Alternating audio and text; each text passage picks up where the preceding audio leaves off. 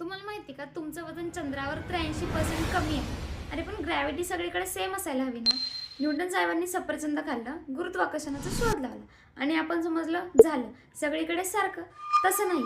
तर कसं आहे सांगते. त्यासाठी आधी फॉलो करा आणि व्हिडिओ शेवटपर्यंत बघा. मुंबईमध्ये तुमचं वजन जर 70 किलो असेल तर ते नॉर्थ पोलवरती 70.5 किलो थोडं जास्त आणि इक्वेटरवरती 69.7 किलो थोडं कमी. असं का? पहिलं कारण पृथ्वी गोल नाहीये भाऊ. ती परफेक्ट गोळा नाहीये. ती इक्वेटरवर जरा ताणलेली आहे.